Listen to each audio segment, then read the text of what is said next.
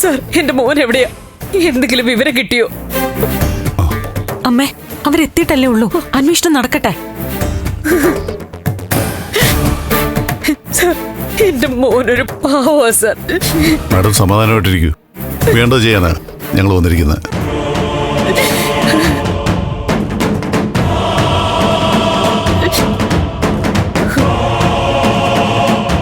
Sir, ചോദിക്കാൻ വിട്ടു.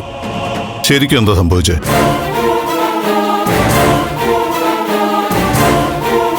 കാര്യങ്ങൾ വളരെ കൃത്യമായി ഒന്നും മറച്ചു വയ്ക്കാതെയും പറയണം.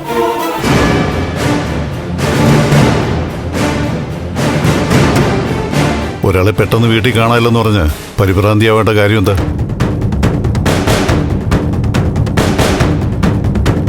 അയാൾ കൂട്ടുകാരുടെ വീട്ടിലോ അല്ലെങ്കിൽ മറ്റെന്തെങ്കിലും ആവശ്യത്തിനോ പുറത്തു പോയതായിക്കൂടെ? സർ, ഞങ്ങൾ പലവട്ടം നന്ദുവിനെ വിളിച്ചു, പക്ഷെ ഫോൺ സ്വിച്ച് ഓഫാ. അതൊക്കെ സാധാരണ സംഭവിക്കുന്നില്ല മാഡം. സ്വിച്ച് ഓഫ് ആവും, കവറേജ് ഇല്ലാതാവും. അതുമല്ല, കാണാതായിട്ട് കുറച്ച് മണിക്കൂറുകളല്ലേ ആയിട്ടുള്ളൂ.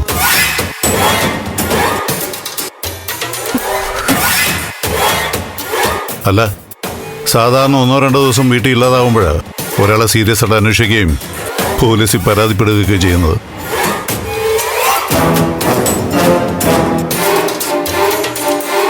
മാക്സിമം വൈകുന്നേരം വരെയെങ്കിലും നോക്കി ഉറപ്പുവരുത്തണ്ടേ?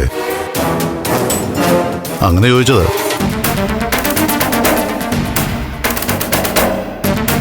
അവനങ്ങനെ വീട്ടിൽ നിന്ന് പുറത്തു പോകുന്ന സ്വഭാവമുള്ള ആളല്ല സർ. കൂട്ടുകാരെ വിളിച്ചന്വേഷിച്ചോ അവിടെ അടുത്തുണ്ടോയെന്ന്? നന്ദൻ അങ്ങനെ ഒരുപാട് കൂട്ടുകാരൊന്നുമില്ല. അടുപ്പം മുരളിയായിട്ടാ. ദേവികയുടെ ഡ്രൈവർ മുരളിക്കും ഒരു വിവരം കിട്ടിയിട്ടുമില്ല. പിന്നൊരു കെവിനും ഇസബെല്ലയുണ്ട്. അങ്ങനെ ചിലരാ പ്രധാന കൂട്ടുകാർ. അവരോടൊക്കെ അന്വേഷിച്ചു, അവിടെ എങ്ങും എത്തിയിട്ടില്ല. എന്നാലും ചോദിക്കുക, പ്രായപൂർത്തിയായ ഒരാളെ വീട്ടിൽ നിന്ന് കുറച്ച് സമയം കാണാതായതിൽ നിങ്ങൾക്ക് ഇത്രയും ടെൻഷൻ ഉണ്ടാവാൻ വേറെ എന്തെങ്കിലും കാരണമുണ്ടോ? നന്ദു കുറെ ദിവസങ്ങളായി നല്ല ഡിപ്രഷനിലാ. അതല്ലേ ആദ്യം പറയേണ്ടത്.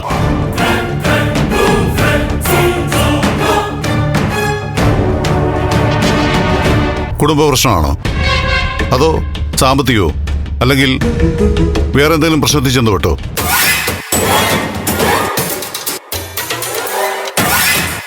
സർ, അതിനെക്കുറിച്ച് വ്യക്തമായിട്ടൊന്നും അറിയില്ല.